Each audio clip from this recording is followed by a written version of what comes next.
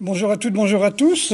Donc, juste une petite vidéo, là, on est la fête des mères, on est le jour de la fête des mères. En attendant que tous les élèves viennent, je vais vous faire une toute petite vidéo. Une anecdote qui m'est arrivée ce matin. Vous savez que j'ai suivi les cours de russe, donc c'était des cours d'après des petits bouquins qui dataient des années 80, 70-80, je dirais même, qui étaient faits pour l'école. Et voilà, j'ai commencé comme ça. Ensuite, eh bien, j'ai continué à faire des méthodes. Et ce matin, je tombe sur une vidéo de 3 heures avec les mots essentiels pour apprendre le russe. Donc pendant 3 heures, on récite des mots, on récite des phrases pour les gens qui veulent vivre en Russie. Et ce qui était vraiment bizarre, c'est par exemple dans les années 70, 80, sur les livres, on disait par exemple « Счет, пожалуйста » pour dire l'addition s'il vous plaît. Et en fin de compte, les professeurs actuels disent il y a longtemps qu'on ne dit plus Счет, пожалуйста. Il y a très longtemps qu'on n'utilise plus cette phrase-là. Et puis, j'ai dit tiens, c'est bizarre, c'est que chaque époque a ses mots, hein, a ses façons de parler. Il y a une espèce de conflit de génération. Et en fin de compte, oui, tout à fait, parce que là, par exemple, j'écoutais ces cours, et ces cours... Par exemple, il y avait des phrases que j'avais jamais entendues dans les autres cours de russe. C'était par exemple je cherche à télécharger mon téléphone portable. Ou bien je consulte mes mails. Vous voyez, ça c'est des trucs qu'il y a 20 ans, personne n'aurait mis dans des cours de russe, quoi. Ou des cours de japonais, ou des cours d'espagnol, quoi. Donc j'avais trouvé ça un peu bizarre, quoi. Mais c'est tout à fait ça. Par exemple, dans ma génération, je suis né en 57, on n'a jamais utilisé le mot ticket de rationnement. Alors que nos parents, enfin mes parents, l'ont utilisé. Commandant Tourk, ticket de rationnement, non. Tu vois, on ne l'utilisait pas. Il y a donc... voilà, faut voir qu'il y a des mots qui s'additionnent, des mots qui se changent. Et des mots même qui changent de sens. Je parlais toujours des expressions comme manger en juif qui vient de manger en Suisse. Parler français comme une vache espagnole venait de parler français comme un basque espagnol. L'expression il n'y a pas de beurre en brioche. Bah si, il y a de la beurre et du beurre dans les brioches. Hein. C'était il n'y a pas de beurre en broche, étant donné qu'on fait chauffer. Bah, des petits trucs comme ça, donc des expressions qui ont été complètement manipulées. Un petit peu Babybalo, hein, qui était, par exemple, la chanson Babybalo, qui était Père du bon loup, hein, au départ. Hein. Donc on utilise des chansons populaires, des poèmes populaires ou des expressions populaires, mais on en enlève complètement le sens. Et je parle même pas des nouvelles écritures typiques sur les mails. Hein. Par exemple, quelqu'un m'a écrit, je me souviens plus des phrases... comme même, par exemple, quand on parle de quand même, on voit marqué comme, même, M apostrophe, A-I-M-E. Bon, ça, c'est depuis les années 90, j'entends parler comme ça. Et donc, je suis vraiment étonné. Donc, voilà, c'était juste pour vous dire, je pense que les passerelles intergénérationnelles, je ne sais pas si elles existent vraiment, mais par exemple, quand je parlais avec une personne qui avait 60 ans à l'époque, quand j'avais 15-16 ans, lui parlait de nègres, hein, quand il parlait des blacks, hein, qu'il parlait des noirs, il disait des nègres, parce que lui, il avait appris ça à l'école, quoi. C'est comme les mots Cochinchine, Siam, Indochine, on n'en parle pas, hein, parce que ça n'existe plus. Donc il y a plein de choses comme ça que... Mais là, vraiment, j'ai été sidéré parce que... voilà, moi j'ai 64 ans dans quelques mois et j'ai jamais non plus utilisé le mot « je cherche à recharger mon téléphone portable ». Parce que j'ai jamais eu de téléphone portable. Tu vois, quand je voulais téléphoner, jusqu'à l'âge de 30 ans, j'allais à la cabine téléphonique. J'ai fait mettre un téléphone au club, enfin chez moi, quand j'ai ouvert un club, il fallait un téléphone. Mais sinon, en dehors d'association, j'avais pas besoin de téléphone non plus. Et j'ai pas envie d'être contacté 24 heures sur 24. Je ne suis pas un ministre, je ne suis pas James Bond, comme je disais. Voilà, donc maintenant, après, ça va être obligé. Hein, si vous voulez acheter quoi que ce soit par Internet, il vous faudra un numéro de sécurité un code de sécurité donné sur votre téléphone portable, et pas n'importe quel téléphone portable. Il faut qu'il puisse recevoir des SMS, etc., etc. Comme là, on va vous demander des QR codes, et pas n'importe quel téléphone portable, parce que il faut un téléphone qui puisse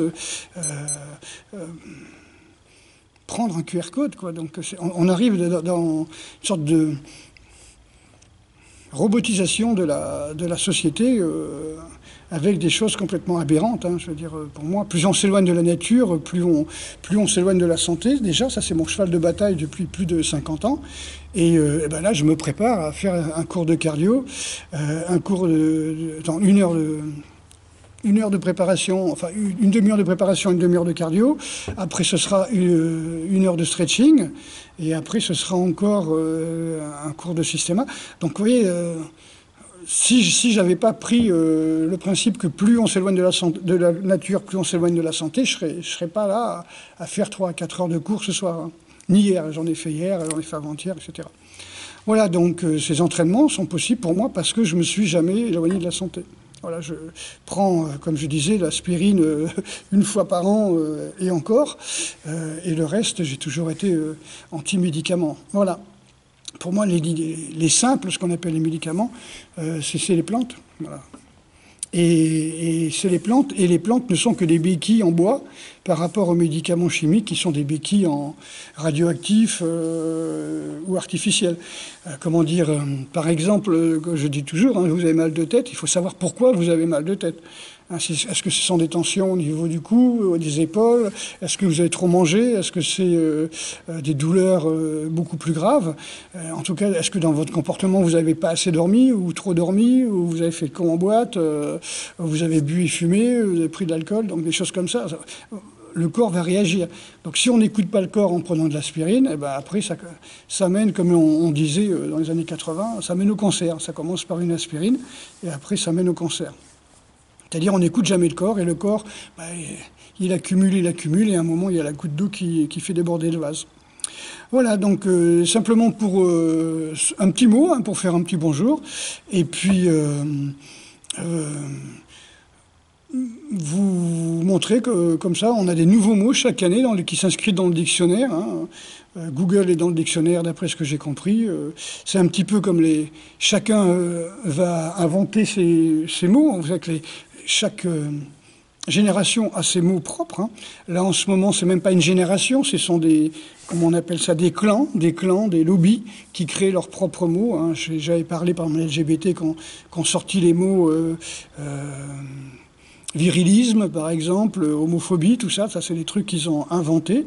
Donc là, j'ai vu récemment, j'ai vu ça ce matin, il y a eu des affiches qui ont été mises sur les réseaux sociaux où on parle, par exemple, moi je suis nationaliste, ou je suis souverainiste, et il y a marqué contre la souveraiноphobie, par exemple.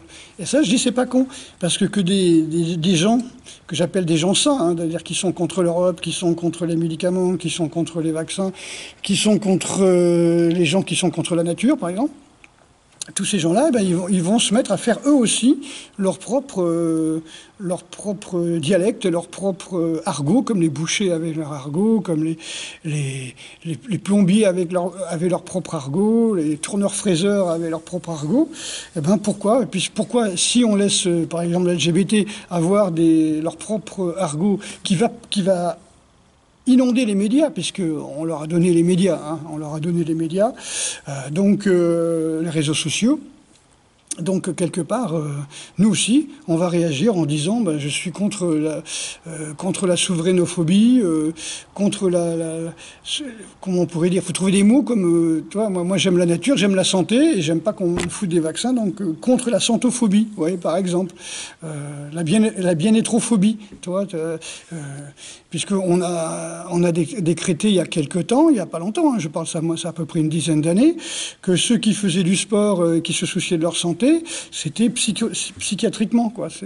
C'était, comment on peut dire, une maladie mentale. Ceux qui font attention à leur nourriture, c'est une maladie mentale. Ceux qui veulent être sains, qui veulent être propres, qui veulent faire des purges, des lavements, des jeûnes, c'est une maladie mentale. Vouloir être sain, en bonne santé, c'est une maladie mentale. Par contre, s'aliéner, se lever à 6 heures du matin pour aller bosser pour enrichir un patron, ça, c'est pas une maladie mentale, tu vois, c'est bien, ça, c'est bien. Tu veux la santé, c'est pas bien, tu vois, j'ai trouvé ça un petit peu marrant, tu vois.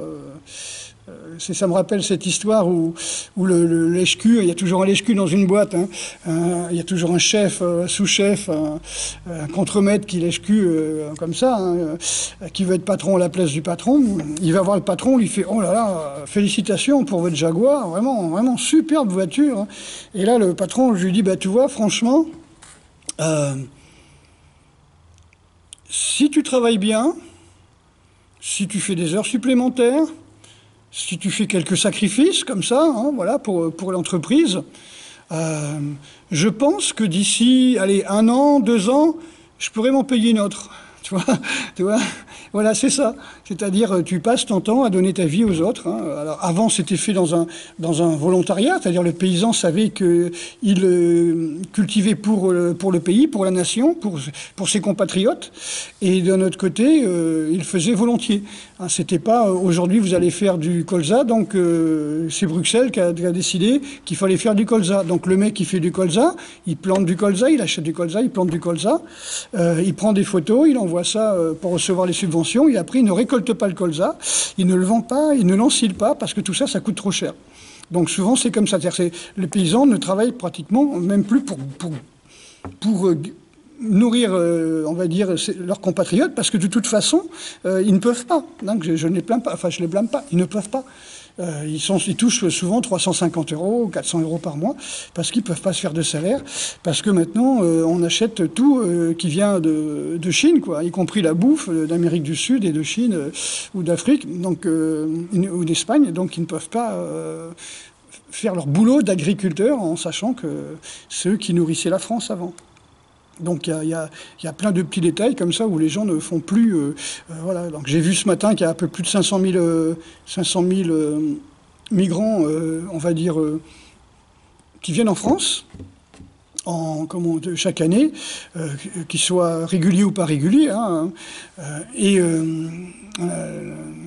les politiques expliquaient en fin de compte que y a des jeunes comme ça qui sont volontaires et qui veulent rester sur le continent africain, qui veulent faire marcher la machine, etc. Mais il faut pas prendre les gens pour des cons. On leur apprend à parler français, on les éduque à l'ancienne colonisation, en leur parlant que voilà, les Blancs sont arrivés, ils ont fait des aéroports, ils ont fait des routes, ils ont fait des gares, ils ont mis les trains, ils ont amené l'électricité. Voilà, quoi. Donc ça leur fait des étoiles dans les yeux, hein, y compris pour les Marocains, les Tunisiens, les Algériens, donc pas forcément les Maliens ou les Sénégalais. Et on leur dit, tu vois, tu es en France, tu bosses pas, t'es nourri, t'es logé, tu touches des allocs, t'as pas besoin de bosser, t'as à manger tous les jours, les magasins sont pleins. Voilà, les drôles, ils y vont, quoi. Ils viennent en France, c'est normal. Moi, si tu me dis demain, tu pars au Japon, en Russie, il y a une prime pour les gens qui viennent de l'extérieur, t'as pas besoin de bosser et tu touches un SMIC tous les mois, écoute, moi je vais y aller. Hein, je veux dire, pourquoi je m'emmerderais? Tu vois, si on me dit que c'est mieux que dans mon pays, voilà, donc je les blâme pas. Ce que je blâme, c'est que les organisations font tout pour ça et, comme on peut dire, les politiques ne vivent que par la misère des gens aussi. Comme j'ai expliqué, il y aurait du travail pour tout le monde, il y aurait un salaire pour tout le monde, la gauche, elle n'existerait plus. Tu vois, par exemple. Et donc c'est des petits détails comme ça. Hein. Si on poussait pas l'immigration, il y aurait moins d'extrême droite. Si on poussait pas à la misère, il y aurait moins d'extrême gauche. Donc tout est fait pour calculer. Et là, d'après ce que j'ai compris, Macron va nous envoyer une lettre pour nous expliquer qu'il va donner le droit de vote aux étrangers en France. Donc on va recevoir de plus en plus d'étrangers manipulés par la gauche pour voter, etc., etc. Donc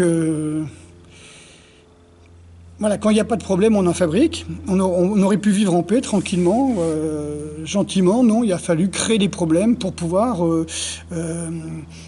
comment on veut dire, justifier la survie de certains groupes politiques qui ne vivent que sur la misère ou la peur. sont les extrêmes, hein, bien sûr. Hein. Donc ces gens-là ne vivent que sur la misère et la peur. Hein. La peur de l'étranger, la peur de l'autre, la peur du remplacement, ou bien la peur du manque d'emploi, de l'inégalité, voilà, donc du manque de travail, etc., etc. Le chômage est là pour que, comme disait Coluche, pour que la gauche existe, hein, et puis pour que les patrons aussi puissent faire peur aux ouvriers en disant si tu n'es pas content, bah, tu te retrouveras au chômage, quoi. Voilà, donc c'est en gros, hein, je vous dégrossis tout ça, mais vous savez aussi bien que moi. Hein. Voilà, donc on aurait pu vivre dans un pays vraiment tranquille, sans toutes ces complications, malheureusement. Voilà. Donc c'est peut-être pour ça qu'on veut laver le cerveau à tout le monde, remettre des pancartes dans les villes, mettre des grandes affiches géantes en disant pour que nous puissions encore manger en famille, je me vaccine, ou bien si je veux prendre mes parents dans mes bras ou mes grands-parents dans mes bras, je me vaccine, alors que tout le monde va vous dire que les vaccinés créent des variants et que après un vaccin, comme après n'importe quel vaccin d'ailleurs, on est hyper contaminant. On a un système immunitaire HS pendant au moins 3 semaines et on est hyper contaminant, mais quel que soit le vaccin. Alors en plus une thérapie génique à ARN messager, encore plus, tu vois. Voilà, donc là où je comprends pas, c'est que, enfin je comprends pas, je ne veux pas comprendre, je suis un petit peu dans le déni, mais quand vous voyez des grandes villes qui envoient des affiches pour manger en famille, il faut que je me vaccine, donc tu vois, dans ta tête, tu dis, attends, j'ai cru comprendre que plus on était vacciné, plus on était contaminant, plus on créait des variants et plus on rendait l'impossibilité de lutter contre ces variants. Tu te dis non, mais alors ils veulent décimer la population ou quoi? Parce que s'ils disent vous ne mangerez en famille que quand vous serez vacciné, c'est comme si tu dis vous ne mangerez en famille que quand vous serez hyper contaminant.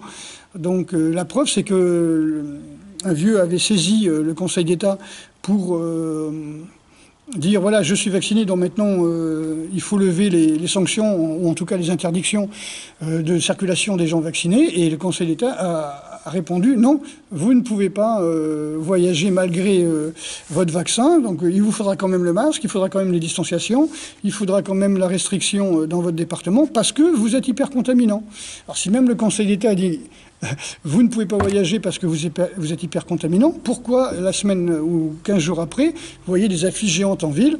Si vous voulez que tout retourne à la normale, si vous voulez manger en famille, prendre vos parents et vos amis dans les bras, eh ben, il faut être vacciné. Donc il y a quelque chose complètement d'antinomique, il y a quelque chose de vraiment qui ne va pas, c'est une contradiction totale, mais bon, c'est une façon de contrôler les gens, une façon de, comment on peut dire, politiquement de diriger un pays, hein, en envoyant des contradictions à droite et à gauche pour justement donner raison à tout le monde et d'un autre côté faire peur à tout le monde et semer la confusion. Parce que quand on est dans la confusion, bah, voilà, on ne peut pas réfléchir. Et donc c'est un petit peu, hein, je vous avais expliqué le principe des ordres contre ordres à l'armée, justement pour pouvoir vous pousser à bout, pour voir jusqu'où votre résilience va vous faire tenir, justement, pour pas péter les plombs en cas de stress. Alors que là, on cherche à vous faire péter les plombs pour que vous, de guerre lasse, on va dire, vous acceptiez le vaccin. Puisqu'on ne peut pas vous le forcer pour le moment. Bien que tout le monde dit non, on va s'arranger pour qu'il soit obligatoire. Mais il ne peut pas être obligatoire, ça contrevient à, je ne sais plus à combien d'articles des droits de l'homme, de la sécurité et tout ce que l'on veut. Hein, donc, non. Voilà. Ok, bon, bah, écoutez, hein, petite vidéo tranquille, comme ça, juste pour vous dire que je suis toujours là, je suis toujours en forme, et encore une fois, tout ce qui va contre la nature, va contre l'humain. Nous faisons partie de la nature, comme n'importe quel animal, et je ne vois pas pourquoi il nous faudrait des médicaments pour vivre, il nous faudrait par exemple de l'argent pour vivre, il nous faudrait de l'électronique pour vivre. Pourquoi il nous faudrait nous baigner dans des ondes du 24 heures sur 24, un Wi-Fi, comment on appelle ça Bluetooth, 5G, 4G, 6G, pourquoi on aurait besoin de tout ça pour exister alors que il y a 30 ans, on n'avait rien de tout ça, tu vois. Et il y a 30 ans, qu'est-ce que c'était bien, quoi. Qu'est-ce que c'était bien. Les hommes étaient des hommes et les femmes étaient des femmes. Voilà. À bientôt. Et bon retour à la normalité, c'est-à-dire chasser toutes ces merdes et puis revenez au plus près de la nature.